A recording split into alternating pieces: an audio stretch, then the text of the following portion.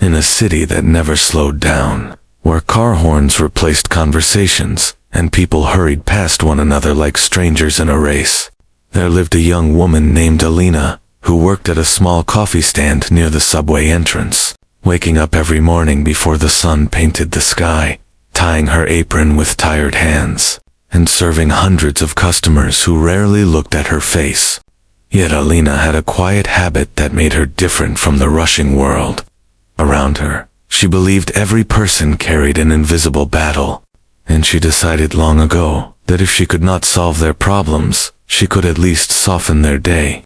She remembered names, favorite drinks, and sometimes even small details like job interviews, sick parents, or exams, and while others saw a simple cashier, Alina saw herself as someone planting tiny seeds of hope, one cup at a time, even when her own life felt heavy with overdue bills and dreams she had placed on hold. One winter morning, as cold wind crawled through the streets, a man in an expensive coat stopped at her stand, distracted, impatient, barely whispering his order while staring at his phone, and Alina noticed the exhaustion behind his sharp appearance. So when she handed him the coffee, she added a simple note on the lid. "Whatever you are facing today, you are stronger than you think," words she often wrote for strangers without expecting anything in return, and the man paused, reading it again before walking away. Hours later, during the busiest rush, he returned, eyes softer, voice unsteady, and told her that he had been on his way to close his struggling company, convinced he had failed everyone.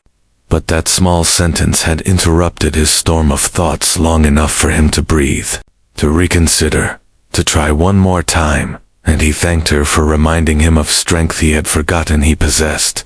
Alina smiled, surprised that something so small could travel so far into someone's life. And after he left, she looked at the endless line of strangers differently, realizing that kindness was never about grand gestures. It was about timely ones, about showing up in ordinary moments with an extraordinary heart. The months passed, and Alina continued her ritual of warm drinks and warmer words, not knowing how many lives she quietly touched, until one afternoon a letter arrived at her stand, stamped with a company logo, explaining that the businessman had saved his firm, rebuilt his team, and started a new tradition.